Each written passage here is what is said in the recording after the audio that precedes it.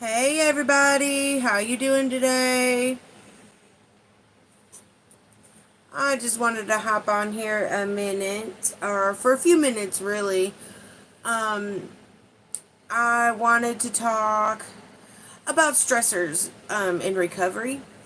Um, Booty Boo, what you doing, baby? Meow, meow. Come here, come here, come on. It's my baby girl. Come on, baby. Come on, I got it. Oh, you pretty girl. Um, I tell you, cats are just amazing. They're so pretty. There's a pretty girl. We got a pretty girl here. Um, Something that I was just talking to the hubby about, uh, like when you're in active addiction, you spend a lot of money on your drugs and stuff like that, and you don't worry about how you're getting the money really, or we never really did when we were using. We didn't stress about how we were going to get money for our drugs. um and now that we're sober, you got bills you got to pay, and it's a stressor, like, especially when you live paycheck to paycheck. Like, for help, Lord help us if something was to go wrong, because literally living paycheck to paycheck, there's not a whole lot of money we are able to put in savings. So to be able to have a fund for a rainy day, or if the shitteth with hitteth the fanneth, you know what I mean? But regardless, it, that that's a stress, but you could easily fall back to your old ways with stress and stuff like that. But you got to be strong in your recovery and in your sobriety to know that you can't do that. You don't want to backslide. And I know a lot of people do, and it's okay. Nobody's perfect. But you got to want it to not go back to your old ways. That's just not a life to live.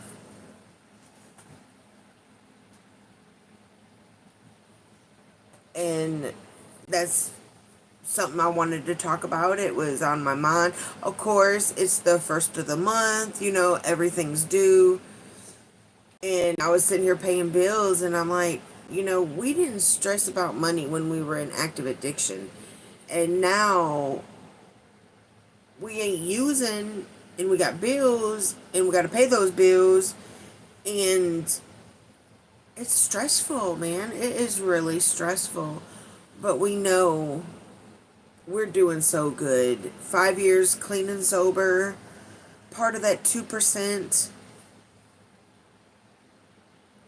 I felt bad. One of the kids asked for money last week, and I felt bad because I hadn't paid the bills yet. And I was like, okay, let me look at the bills. Let me see what I got. And she needed $100, and unfortunately, I could only come up with like $50. So I hope it helped her. She said it would. I wish I could have given her the whole $100, but at least it was something that went towards a good purpose. Like, it was just a good feeling that I know it wasn't money that went towards my past things. And hey y'all, how you doing? I'm so glad you're here. Sorry, I was just kind of talking away.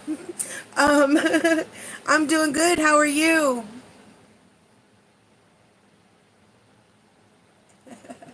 It's so nice to see people in here. Sorry, I was in the middle of just rambling away. I thought it was going to be like yesterday. I stayed out for like 30 minutes just to kind of get a feel for the platform and going live. And, well, good. I'm glad you're doing good. Is there any people in recovery in here? Or struggling? I should say, maybe.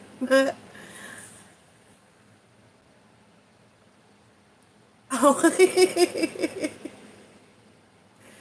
You double tap the screen with. What does that mean?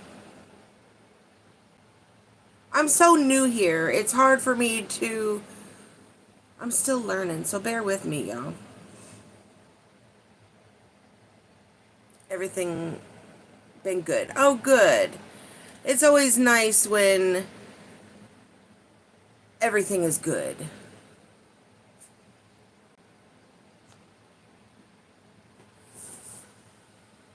Well, I'm glad you did. Yeah, you like. Oh, well, thank you. I'm glad you liked the video. I'm a little bit nervous. Don't get me wrong. This isn't normal. I mean, I'm a talker. Don't get me wrong. I am a talker. But in this kind of, like on a camera, I'm a little unsure. I'm trying to get used to it though, because I really want. I like the last few weeks I've really been talking about being a recovery coach. I'm a people person. So that is really hitting on my heart heavy. I want to be able to help people. And my last doctor's appointment, I had talked to her about being a recovery coach, and she got the biggest smile, and she was so happy because there is a person in the group therapy that I go to that was in my past when I was in active addiction that, we would sell, you know, do dirt with, whatever, however you want to say it around here. But I encouraged him to go get clean, and it was so nice to hear that he now is at 2 years sober and clean, and I'm so proud of him. I myself have 5 years, and I'm glad he went and got help, and she knows that, the therapist knows that. So she was like, Sherry, you already encouraged Mr. So-and-so to come get help. You can do it, and I really want to. I want to help people so bad. I have such a big heart, and the thought of helping people warms my heart so much. So thank you guys so much for the likes and joining and just sharing a few minutes of your time, because I know time is so precious. You can't get that time back no matter what you do. So thank you so much for joining me just for a few minutes. Few minutes even. And there's Pootie. You can say hi to Pootie Boo. That's my big girl, my baby girl. Pootie, you want to say hi? Say hi. Little coontail girl. But does anybody have a question or anything they want to talk about? I was just talking about some stressors in recovery. A stressor for us. Pootie she is adorable. She is my big fat. Her name is really Cutie Pie, but it always comes out as Pootie Pie. So she answers to, hey, no ma'am. Hey, no ma'am. You know better. What are you doing? Come here. Come here. Get in your chair. Good. Oh, well, get down then. We are in Tennessee. Where are you from? She is adorable. She's spoiled. She's a spoiled girl, I tell you. What, baby? Oh, okay, okay. Pretty girl. The Big Apple. Oh, New York. I've been there one time. It was back in like the late 90s. I don't know how old you are, but Columbine. Right after that happened, the show that I was on, a Montel Williams show. I brought an ex-boyfriend on there, whole whatever, bunch of drama, whatever, you know. But I was on Montel Williams, and our show aired the day, like 2 days after the Columbine incident happened. So that's when I was in the Big Apple, and of course, she just knocked down some stuff. But it was so amazing. Of course, at that time, the Twin Towers was still there. And for the longest time, I had pictures from the airplane before we were landed of the Twin Towers. I had those for the longest time. Unfortunately, my kids, when they were younger, ruined most of my pictures. So, sadly, I don't have those anymore. But that's so nice. I bet you stuff's so expensive there. Like, I remember back in the late 90s, like a pack of cigarette was like $10, and I'm like, oh my gosh, that is just ridiculous.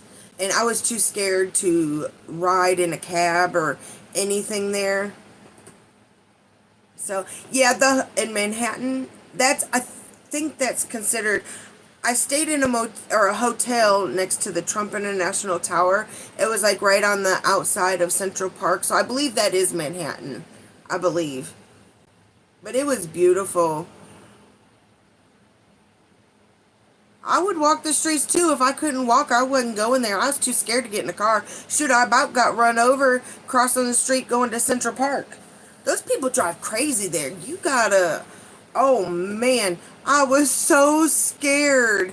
Like going from the airport to the hotel, the driver, I couldn't look. I had to like cover my head because I was scared shit. Sorry, I don't know if I can say shitless, but yes, it was so scary. They drive so crazy. So if I couldn't walk from the hotel or whatever, I didn't need to go see it. So I spent a lot of time in Central Park when I was there because that was really pretty. That is amazing. But we're in Tennessee. I'm originally from Michigan. I moved down here 29 years ago now. Oh my gosh. And I fell in love with Tennessee. Like the for one, the people here are amazing. Like that's real Southern hospitality. They're just amazing. And of course, my hubby, he born and raised in Nashville, so he's Southern. He knows about that Southern hospitality. We had went back to Michigan for a time, and he's like, "Don't they know about Southern hospitality here?" And I'm like, "No, babe, this is the North. They're Yankees. They don't know nothing about that."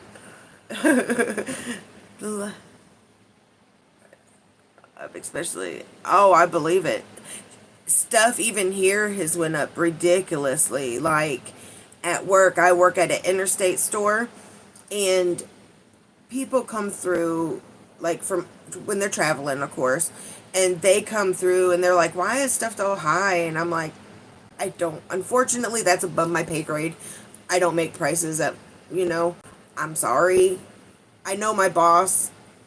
He does pay us decently, so I guess it's kind of for fast food. I think it is expensive. However, he does pay us decently for I think those people that do travel and the convenience and so I really try to give customers, a good experience, and a lot of people have a lot of good comments. But thank y'all so much. Let me try to clean up what Pootie Boo dropping over here. Everything. Girl. What, you want to go back in by Papa? Here. Let me go let her back in. We'll be right back. Okay, baby. Woo. Oh. I've been in New York since 2008. Man. You're not from New York then? I was Oh, Dallas. I've been to Dallas. I lived in Texas for a few years. It was by Fort Hood, really. And I didn't like it. Honestly, Texas, it was pretty, but I guess just the area we were in, being by a military base and stuff, to me, I made some really amazing friends there, though, that I still talk to, one of them still to this day. So there are really good people there. Tornadoes suck. Yeah, we get tornadoes here too. I promise you that. We get really bad in Tennessee too sometimes. It just depends. Texas, to me, I always said it was like a hole in the earth. However, I did get to go see the Cowboys play the Titans, which I'm a Titans fan. Sorry. But did get to see them play at the original Texas Stadium. We do too. We do too. Our heat index today was 113. Yeah, it's a little warm today. I had to go do a class for work, and I told my boss, I'm like, look, I ain't got air conditioning in my truck. You know, that's over an hour away where I had to go. And she's like, well, just meet me here and you can ride with me. Okay, okay, sure, that's great. As long as I ain't gonna be in that hot truck, no, we're good. I'll send the air conditioning car. Yeah, 113 is very horrible. It is completely miserable outside. So that's why we inside. When we get, I would love to be able to go out and talk to people when it's not so hot and I melt when I go outside. Because that heat out there, I it's high humidity and it's 113 heat index. Tomorrow, 102. Wow. Please make sure you stay hydrated. I mean, it's, oh boy, that is warm. We've been under these heat advisories here. I want to say for like 2 weeks, if not longer. Like it's been going hot the last couple weeks. My poor air conditioner for the house is over exhausting itself. It seems like I'm trying to give it a break, but man, 98. I think that technically was the temperature today. It just the heat index is like what they call the feels like temperature or whatever was 113. It's crazy, and you know when it's days like this. Let's see. This is our second summer in our home. Before that, when we lived off grid, we were up on top of a mountain in the middle of country, you know, in Tennessee, and we didn't have electric, we didn't have water, we didn't have none of that, and the roof was a tin roof in a little tiny house that we were building. It's really cute. I'm going to try to put some pictures up at some point and share that with y'all because it was so cute and I wish we could have finished it, but at the same time, when we bought the house, we couldn't bring it here. So, it would have been money wasted, really. But out there, and I know it got hot out there. I don't know if it got this hot out there, but for 4 years we were out there living off grid to get sober and clean. No electric, no water. Like the last summer we were out there, we got a really good generator and was able to get an AC unit for the window, but it still didn't make it cold, I would say. It made it less miserable, I guess. But we survived it, and I even told the hubby, I'm like, how did we survive that? And just as soon as it come out of my mouth, I already knew if it wasn't for the grace of God, like we wouldn't have been able to survive that because it was miserable, honestly, in the summertime and the wintertime because the kerosene heater would only heat up so much in the, I mean, whew, I'm glad we got our home. Thank you. But, well, thank you. Thank you. Well, good. I'm glad. I tell you, I had a trouble growing up with my spirit, okay, I don't know if I can get that word out. Spirituality. I don't think I said that right. But hopefully you know what I mean. I had some trauma from my adopted dad that, so I did struggle with faith. Although I was going to church growing up and stuff like that, I still struggled with faith because of things that had happened with my adopted dad and the church. So now that I'm older and now sober, I have found that, for one, I learned everything happens for a reason, honestly, truly. Everything happens for a reason. Two, God is not going to carry you and drop you because He honestly has showed me in this last few years that as long as I got faith, I know He's got me. I know He does. I'm not trying to preach, sorry. Just giving my experience. So what do you think about people from the South? Because I am a fellow Yankee, from Michigan. Although I haven't lived there in 29 years, but, I still am, as I say, a half-breed. Half-breed Yankee, half-breed redneck. Because I always joke because my daddy was from Kentucky. But I guess they don't consider Kentucky the South, but I'm still a half-breed Yankee and redneck, I guess. I like them. They're a little bit nicer. I believe it. I believe it. I did know people in Nashville, they don't know how to drive like the people in New York, though. They don't know what the word merge means. Like, they be just driving everywhere and speeding. I don't think they even follow speed limit signs for real. It's ridiculous in Nashville. Nashville driving during rush hour, don't go. Because, no. Especially, oh man, I could only imagine, like, the people the last few days that it's been so hot. Oh man, if their car break down, man. Oh, that is so sad. I bet they're. What do they do during the wintertime though? I know here, my stepchildren, my bonus kids, they choose to, or were choosing to, not at the current moment, but they chose it before to be homeless because they wanted to be in active addiction and stuff.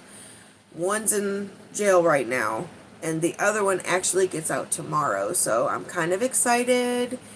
I really hope and pray she's going to do good this time, because the last time she got out, she was back in jail in a week. But they chose to be homeless, and I know during the winter time, there's some churches in the area that you can go to, and they'll get homeless people a hotel room for the night. And I know, thank you. If you could just pray for her, please, because we've been praying, and she wants to do good. She really does. I know she does. She's lived a hard life. They they lost their mama when they were really young to overdose, and so they know. And that's what breaks my heart even more, because she knows the end, what it could happen to her, the consequences. And she has overdosed a couple times already, and I really hope she does good this time, because man, it's so sad to see her when she's struggling in active addiction, to the point where I can do nothing but cry when I'm around her trying to talk to her, because as I say, she has 10 conversations in one sentence. You can't say anything. You can't hold the conversation with her when she's in active addiction, honestly. It's really sad. But yes, we do hope. I was just thinking earlier, I'm like, man, Sabrina gets out tomorrow. Yay! But she's going to be staying with her sister. Um, un- Unfortunately, she can't stay here because of the hubby's probation. Anybody that stays with us would have to pass a background check. So I guess that's kind of a good and bad thing, but hey. I know my stepson, he wants to come here, but we know he won't pass a background check. So that is a good thing. But he's going to be in jail for a little bit. And then he's going to have to go to drug court. So hopefully he does good when he gets a chance to get out. But we shall see. I will keep y'all updated on how she's doing, because I'm usually the first to find out. Thank you. Yes, thank you. Pray for her. I'm going to get some. I know she's lost everything, of course, being homeless, but she asked if I had some clothes, and I'm going to get some stuff together for her. I don't know what size she wears, though. She goes up and down in sizes so drastically. It's hard to say what size. She's either really tiny or really big. So I don't know. I forgot to ask her the last conversation we had when she called last time, to what size she was wearing. So hopefully I got some stuff that'll fit her. We shall see. But I know I'm gonna put some positivity. I'm gonna manifest positivity. I'm gonna manifest it. She gonna do good. She gonna do amazing. She gonna live her life to the fullest from here on out, and she's gonna do good, right? Okay, we're gonna manifest that. That's what we're gonna think about. What do I do for work? I am a manager at a McDonald's. I have a really good boss. I gotta say, he's one of the best bosses I've ever had. He understands, like, I've been upfront with him since day one about my recovery, and, and he's completely understanding. Like, I've been upfront about the hubby's probation, and, well, at the time it was court. We were going through court and all that process before he got put on probation, but we were going through all that. And he is the most understanding boss that ever. Like, he has helped people. Like, I know when we were buying the house that we had to have, so the lender wanted to have us to have so much money in the bank or whatever. Well, with doing that, that took like 2 or 3 full checks that I had that we could not spend. We had to have that sitting there, no using it or whatever. So I just simply talked to him. I'm like, look, is there any way I could borrow a little bit of money? Like, because, I told him we were buying the house, what the lender asked for, and it's taking all my money. I got to have gas to get to work. And I'm one of those dependable people. Like, I very rarely call out. And if I call out, it's because I'm down. Like, but I think I've called out a few times this last year because I was honestly sick. But I'm one of the most dependable people that he has. So he was like, yeah. And it was so nice. I was so grateful. And he didn't make me pay it right back. Like, after that first check, he actually took it out of like the next few checks. So it eased up on us a little bit. But yeah, I'm a dedicated employee to him. I tried to quit and he wouldn't let me. I tried to give him my notice and he refused it. So he gave me a raise and moved me to a store that was closer to the house. So I gotta be dedicated and loyal to somebody that does that for me, I guess. And then I find out today I got another raise at the beginning of the month. I kind of thought so, but I wasn't for sure. But when I did my class today, I went and asked, and she's like, oh, yeah, the first of the month, it went into effect. You got $1 an hour raise. I'm like, oh, cool, thanks. Love y'all too. There's some good people to work for. I'm a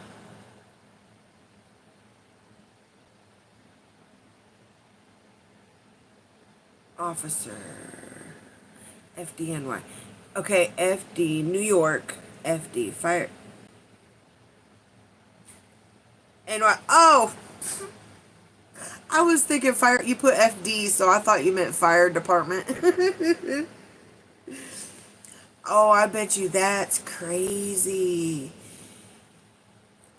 You have one heck of a job ahead of you, I believe. And my heart goes out to all you guys, like, in New York, here, like, anywhere. Y'all have a hard job to do. And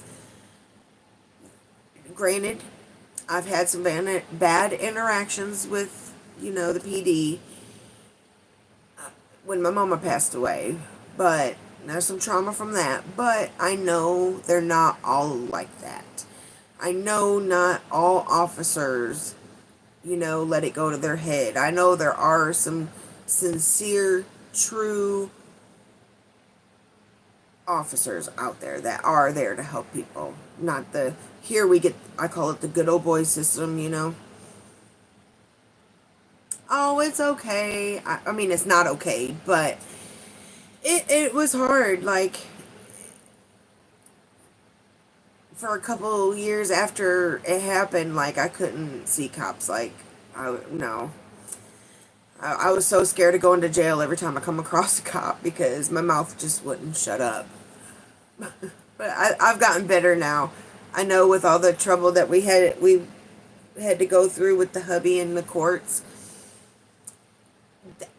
I tell you, we ran into some really good officers, and it really changed my mind. I realized then that what happened when my mama died and the way they treated me and my children when my mama died, I know that wasn't right. And I really hope and pray they know that they messed up and that they traumatized me and my kids.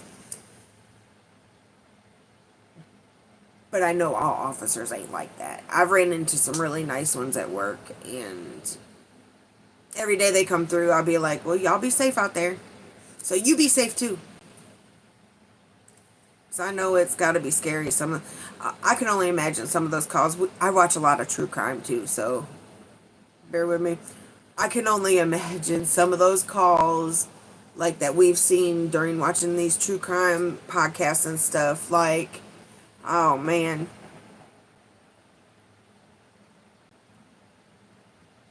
Oh, I believe it. I believe it. I couldn't imagine. I mean, man, I couldn't. See, that's why I couldn't be a cop. I couldn't do it. I know y'all have a hard job. I couldn't, even though you have to do something, doing something like that, or, you know, the other two, the poo poo. I mean, I couldn't. That stays with you, I would imagine. Like, hopefully y'all have like a on-site therapist or something, because some of the stuff y'all go through, man, I can't imagine. And also something that we've watched is a side of the true crime to get a break from all that, true crime, conspiracy stuff. We'll break it up, and we would watch Sovereign Citizens. Oh my gosh, like they are ridiculous. I think if I was in y'all's shoes, I think if I had to run into a sovereign citizen, I could do nothing but laugh. Like I would literally sit there and laugh at them because some of the stuff that comes out their mouth is like, I don't know I don't know how they could do it. I remember I was Tuesday. Aww. Oh, see, you have a real heart. We need more of you like you around the United States. We need more cops like you for real. Like, because especially down here in the good old boy system, there's some backwoods officers that really shouldn't be officers.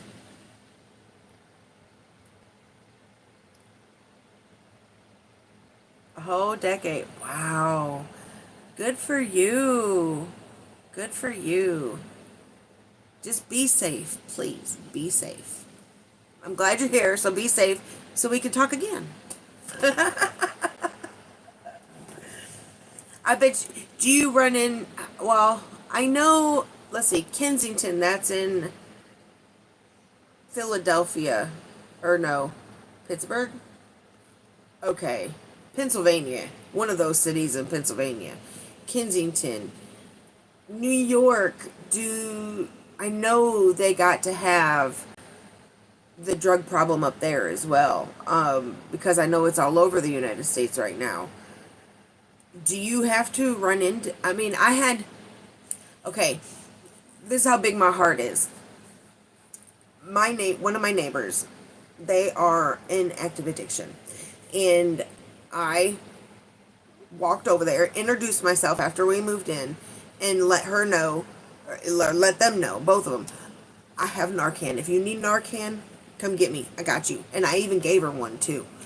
But maybe it's been about a month or so now. It was about 9, it was at night, about 9 o'clock at night. She come banging on the door. It scared the ever living crap out of me, first of all. She's like, I need the Narcan. I need the Narcan. He's overdosing. And I grabbed it, ran across the street, and okay, well, thank you so much for coming. I hope to see you again. Go take care of the babies. Thank you so much. You have a great night and be safe.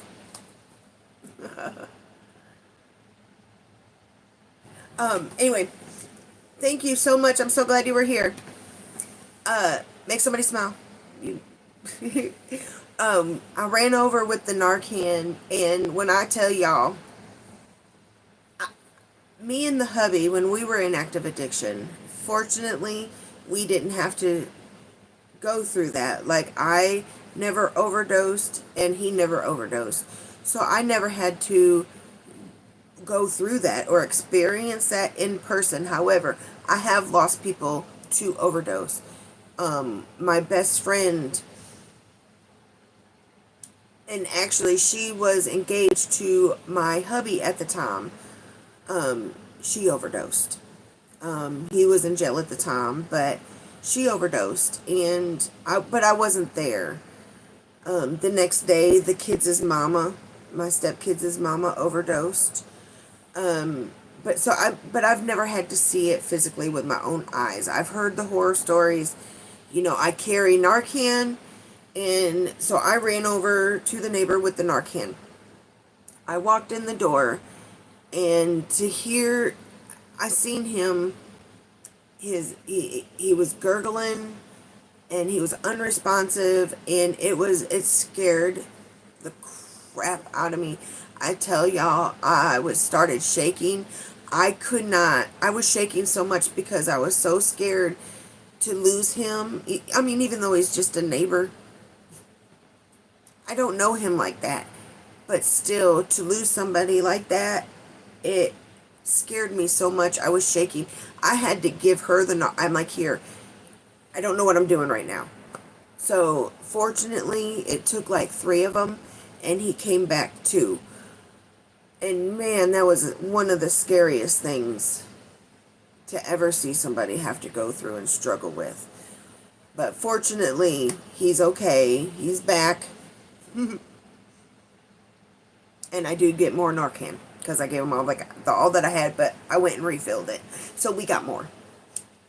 But thank y'all so much. I really appreciate y'all spending some time with me today. This has been, it's only the start of an amazing adventure. I already know that. I have such high hopes for this channel.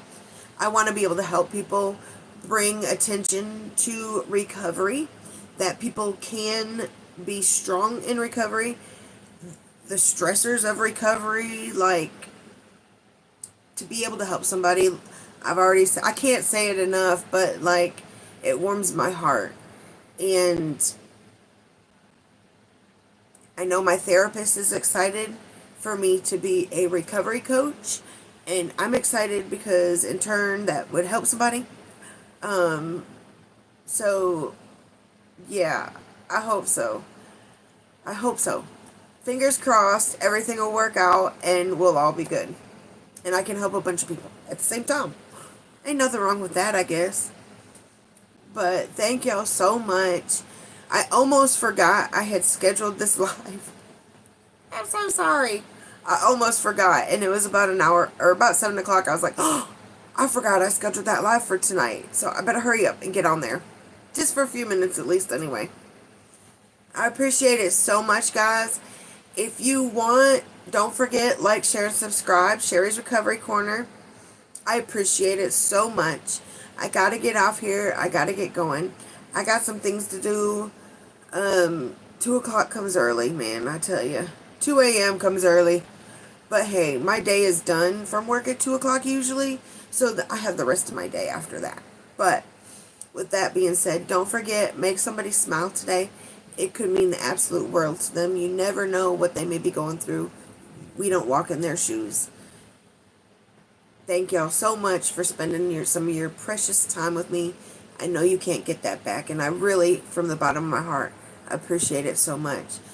Catch you on the next one. I'm going to be trying to do these at least for, the next however long, because I appreciate you guys so much, and I'm so excited. And if you guys have any questions, comments, suggestions on what we can talk about or whatever, that would be great. Because sometimes I just start rambling because I don't know what to say, even though I'm a talker. But anyway, Thank y'all so much. I appreciate it. I gotta get off here. I hope you guys have a great rest of your evening. And I'll catch you on the next one, okay? Thank you guys so much. Oh, look at there. I'm trying to figure out how to stop this. Hey. Well, phooey. Okay, we're gonna have a moment because I don't know how to turn this thing off. Look, I put my face all green. I don't know what I did. Hold on. Let's see. Okay, there.